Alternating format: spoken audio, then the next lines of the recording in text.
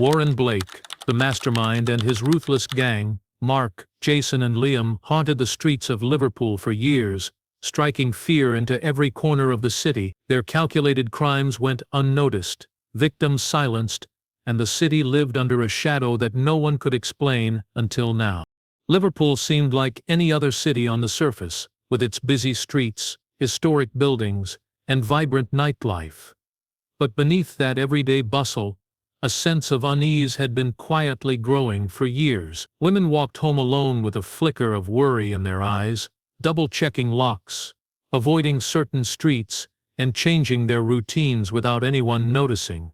Something invisible was stalking the city, and nobody could put a name to it. At first, the incident seemed isolated, a brief shadow, an unsettling presence, a stranger who lingered too long, but over time, patterns began to emerge.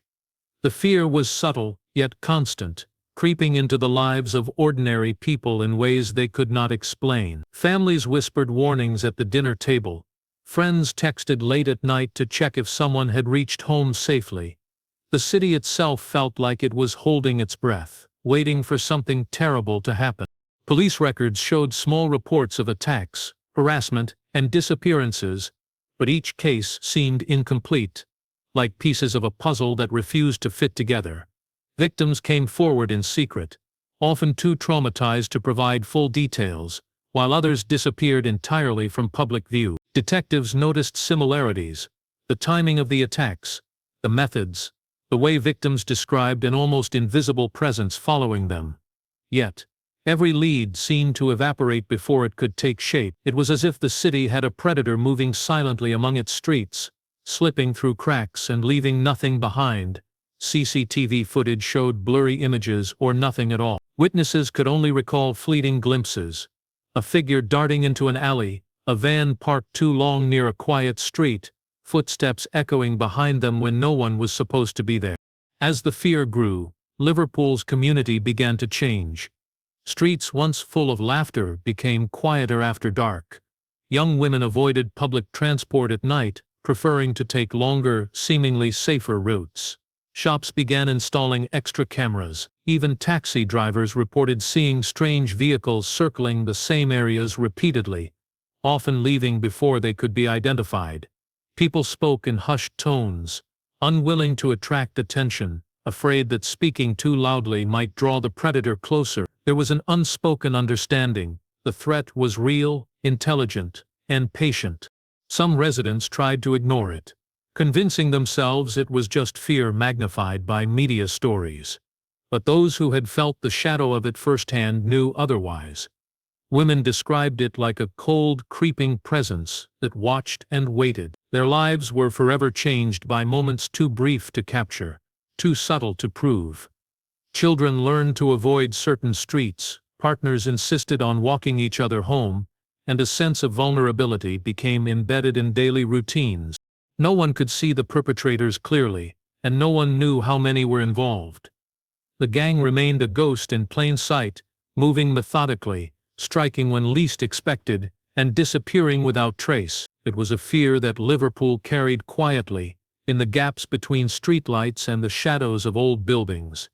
The city was alive, yet a part of it felt haunted, and every resident knew, deep down, that the danger was far from over.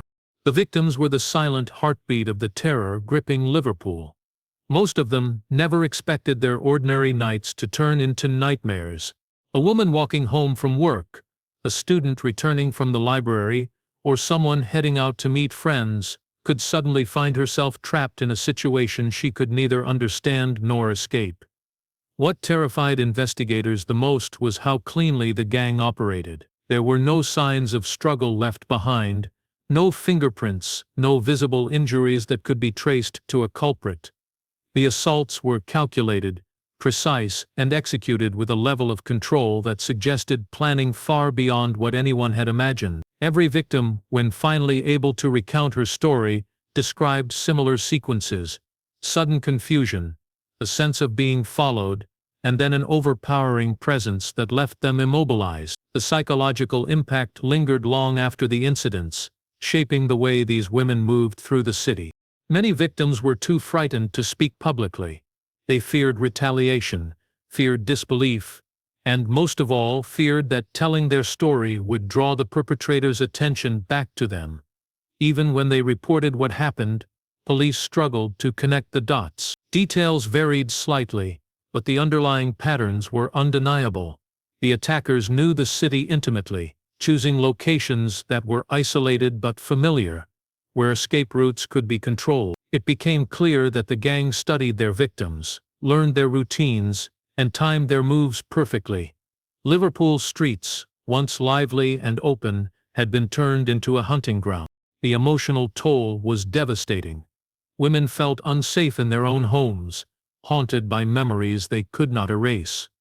Sleep became a rare commodity, and trust became almost impossible. Friends and family tried to provide comfort, but the victims carried an invisible weight, always aware that the gang's reach extended further than anyone could see. Therapists and counselors noted an alarming rise in trauma-related symptoms, panic attacks, anxiety, hypervigilance. The city itself seemed to bear the scars of this hidden violence. Investigators slowly pieced together evidence, often relying on small, overlooked details. A misplaced handbag, a phone that captured a shadow, a fleeting glance of a suspicious vehicle, all became crucial pieces of the puzzle. For every report received, dozens more went unrecorded, leaving the true scale of the gang's operations largely unknown. It was only through persistent examination of patterns that authorities began to understand how deeply embedded the network was. Each victim, unknowingly, provided a fragment that could one day help bring the perpetrators to justice. The gang's methods left no room for error. They manipulated their victims' perceptions, used fear and intimidation to silence them, and ensured that any interaction with the outside world was carefully controlled. Even simple acts, like answering a phone call or walking through a crowded street, became potential risks. The victims' lives were rewritten by the gang's calculated cruelty, yet their resilience shone through. Each report, each account, became a testament to their courage. Though their voices were often quiet, they were the first threads in unraveling a network of terror that had operated in the shadows for far too long. Liverpool's citizens began to see a pattern emerge through the stories. Though few realized the full scale, the fear was no longer random, it was deliberate. And behind that fear lurked a group of individuals whose planning, patience, and cruelty had left the city in a state of constant, invisible terror. The gang that haunted Liverpool was unlike anything investigators had ever encountered. They were not opportunists, they were organized, patient, and methodical. Each member had a role, and every move was calculated to avoid detection.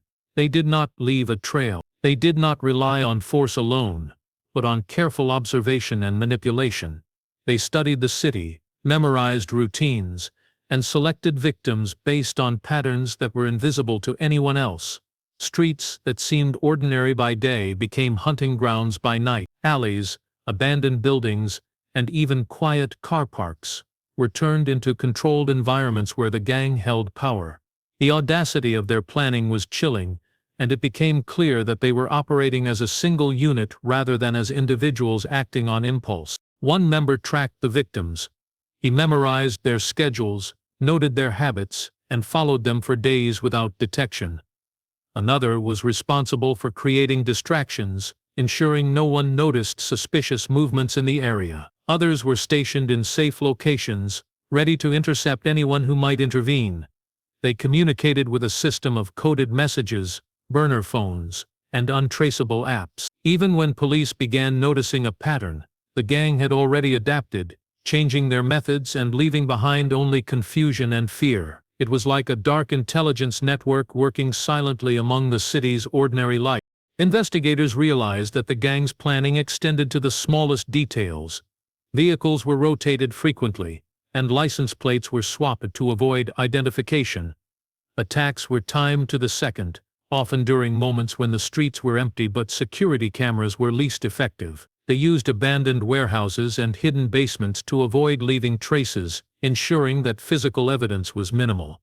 Some victims recalled hearing the faint hum of generators or the sound of doors clicking into place, signs that the gang had prepared the location in advance. Each operation was rehearsed, and each member knew their role down to the smallest action. The psychological aspect of their crimes was equally disturbing. The gang thrived on fear and control.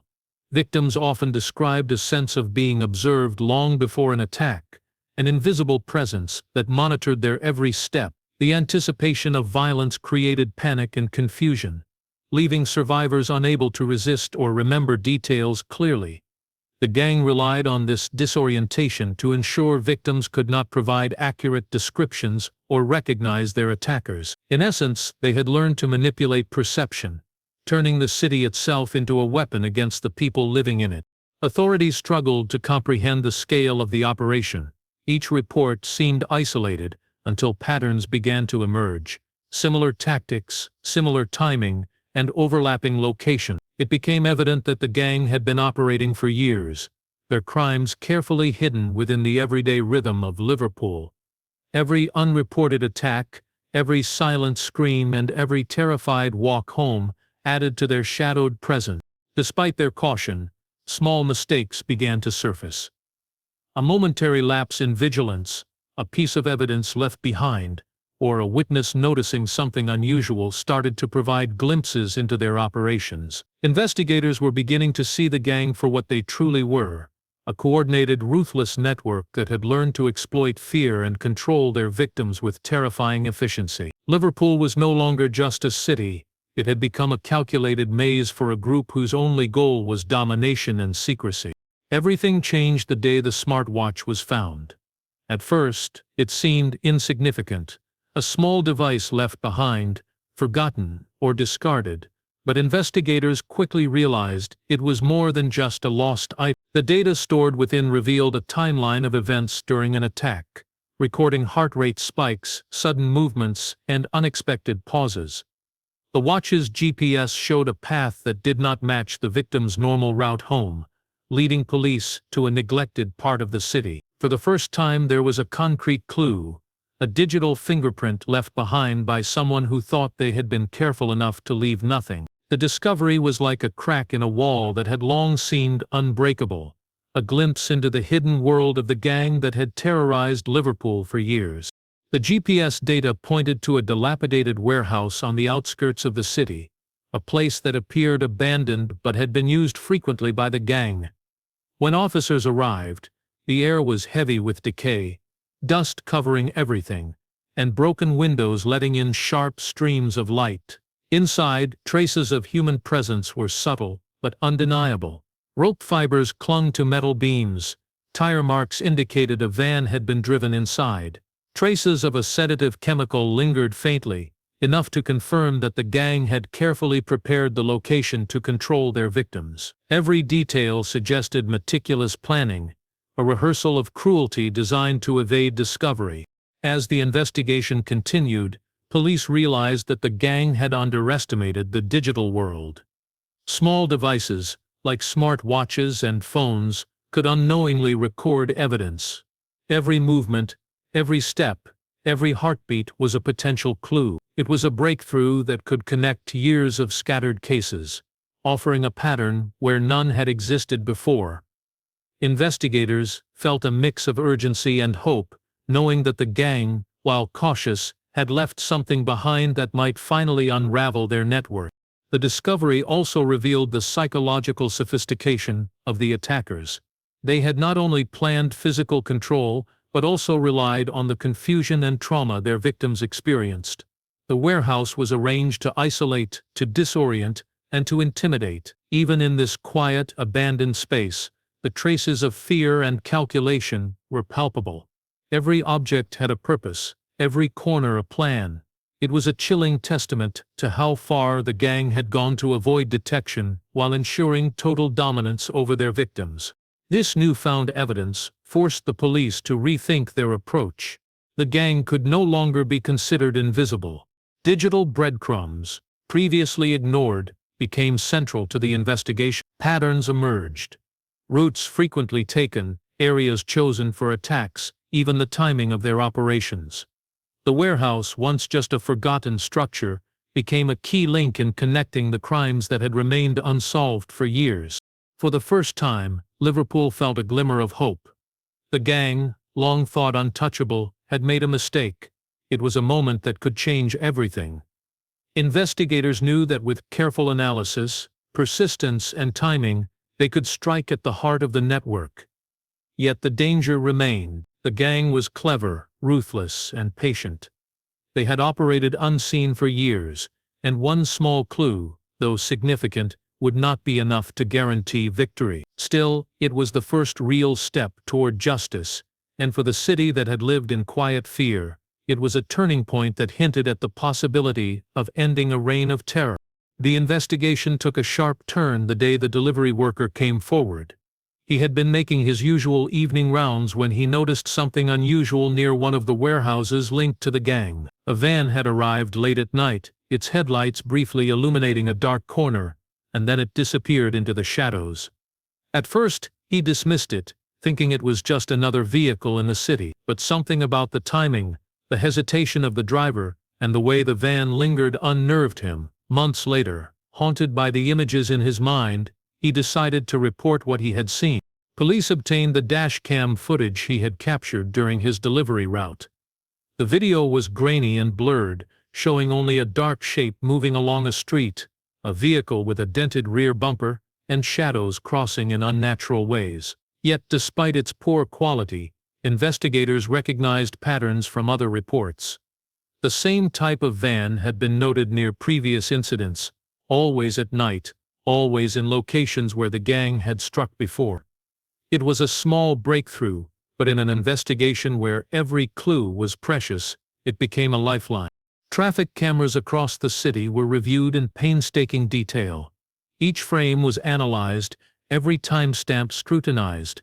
Investigators traced the van as it moved through different neighborhoods over several nights. Locations coincided with known incidents, and for the first time, the seemingly random attacks began to reveal an underlying system. The gang's reach was far broader than previously thought. They were not restricted to a single area or predictable pattern. They moved fluidly through the city, choosing victims based on opportunity, location, and timing. The van, once just a dark silhouette, became a key to understanding their operation. The breakthrough also highlighted the gang's audacity and cunning. They had operated in plain sight for years, confident that no one was watching closely enough to connect the dots. Yet a single ordinary delivery driver, unknowingly recording his route, had created a piece of evidence that could unravel their carefully constructed system. It was a reminder that even the most meticulous criminals could make mistakes, and that every small detail mattered. As police followed the van's movements, they began to build profiles of the gang members. Patterns of timing, routes, and surveillance techniques revealed not only their operational methods, but also their planning. It became evident that the gang had prepared for contingencies, always ensuring that their vehicles and routes could adapt to any interference. The investigators realized they were facing a network that had grown sophisticated over years, and that each captured moment was a rare glimpse into a calculated system of terror. The delivery worker's courage, coming months after witnessing something unusual, proved invaluable. His willingness to step forward provided a tangible lead that officers could act upon. It was the first time the investigation felt as though it was moving from a reactive search into an active hunt. The gang's careful planning had finally encountered human unpredict, an ordinary person noticing something unusual, holding onto it, and choosing to act. This small act began to shift the balance in Liverpool, turning fear into actionable insight. For the first time, investigators felt the net closing. The gang, long thought untouchable, was beginning to leave behind threads that could be followed. Each frame of blurry footage, every GPS ping, and every witness report contributed to a growing picture. The city, which had seemed paralyzed by invisible terror, now had hope that the shadows could be illuminated. But the threat was far from over. The gang was still out there, watching, waiting, and ready to adapt. The hunt had begun, and Liverpool would never be the same. The investigation reached a critical turning point when the authorities traced the van to its owner, a man named Warren Blake. On the surface, Blake appeared ordinary, even unremarkable. He ran a small security business, maintained a normal social life, and was known in his neighborhood as polite, quiet, and dependable. But behind this facade, he was the mastermind of a ruthless network that had terrorized Liverpool for years. Every step of the gang's operations, every calculated abduction, and every untraceable attack could be linked back to him. He was organized, intelligent, and coldly methodical, the kind of person who could manipulate fear as easily as he manipulated people. Investigators realized that catching him would be far more difficult than anything they had anticipated. Blake's operation was meticulous. He had recruited men with specific skills, physical strength, surveillance experience, and the ability to follow instructions without question. Each member had a designated role. Some monitored victims, others prepared locations, while a few executed the assaults themselves. Blake's control over the gang was absolute. He employed fear, threats, and loyalty to maintain discipline, ensuring that no one acted independently. He even had systems in place to punish mistakes, and his men were acutely aware that disobedience or carelessness could mean severe consequences. The gang functioned like a machine, efficient, predictable, and terrifyingly effective. As investigators delved deeper into Blake's life, they uncovered layers of planning that spanned years. His knowledge of the city was detailed, from which streets were poorly lit to which buildings were abandoned and could be used without drawing attention. He monitored his victims long before any attack, studying routines, noting vulnerabilities, and choosing times when the streets would be empty. Nothing was left to chance. The level of foresight suggested not only criminal intent, but also an obsessive intelligence, a desire to remain untouchable while exercising complete control over the city's unsuspecting residents. The discovery of Blake's leadership transformed the investigation. For years, the gang had seemed like a faceless threat, a shadow moving through Liverpool without trace. But now there was a target, a central figure who could unravel the network if apprehended. Authorities began tracking his movements, monitoring communications, and analyzing patterns of behavior. They identified key locations he frequented, vehicles he used, and even associates who could provide information. Each piece of data was scrutinized for connections, and slowly, the seemingly invincible network began to show vulnerabilities. Blake's confidence in his anonymity became his weakness. The longer he had operated without detection, the more daring and careless he became. Investigators noticed small deviations, routes he repeated, brief lapses in communication security, and patterns that mirrored previous attacks. These cracks provided law enforcement with an opportunity to plan a coordinated approach that could dismantle the network at its core. Despite the progress, Blake remained a dangerous figure. He was intelligent, ruthless, and patient, qualities that made him unpredictable and capable of extraordinary cruelty. The city of Liverpool had been living under his calculated terror for years, and capturing him would require precision, planning, and courage. Investigators knew that once Blake was apprehended, the scale of the crimes he had orchestrated would become clear, and the city would finally begin to confront the horrors that had operated unseen in its streets for so long. The day the operation began, Liverpool's streets seemed ordinary, deceptively quiet, but behind closed doors, a vast network of law enforcement officers moved with precision, each step calculated to strike at the heart of the gang. Months of surveillance had led to this moment. Officers had tracked Blake's movements, monitored his communications, and mapped the locations connected to his operations. The city, once paralyzed by fear, was finally poised to take a stand. Every detail had been planned to the second: entry points, escape routes, backup teams, because law enforcement knew that the gang was dangerous, resourceful, and ruthless. There could be no mistake. The raid began just after midnight, when the gang members were least alert. Officers moved silently, blocking exits, monitoring cameras, and surrounding warehouses and safe houses. Each member of the gang had been identified through months of careful observation, their roles mapped, their routines understood. When the first team breached a warehouse, they discovered a basement that had been prepared meticulously for abductions: hidden compartments, sedatives, restraints, and surveillance equipment were all present, confirming the horrifying extent of the gang's planning. It was evidence that connected multiple unsolved attacks across the city. Inside, the gang members were caught off guard. Some attempted to flee, others tried to destroy evidence, but the police had anticipated every move. Vehicles were blocked, exits were sealed, and communications were jammed. The operation moved with precision, sweeping from one location to another, leaving the gang with no opportunity to regroup. Every arrest felt like a small victory, but the weight of what was discovered added a chilling reminder of the gang's cruelty. Basements, storage units, and abandoned buildings revealed traces of victims, photographs, and personal belongings, each a haunting testament to the years of terror. As the night unfolded, investigators uncovered more than they had anticipated. Each member's role, once mysterious, was clarified. One man had coordinated surveillance, another had prepared locations, and others had carried out assaults with mechanical efficiency. The full structure of the gang became clear, a horrifying testament to the organization and discipline Blake had instilled.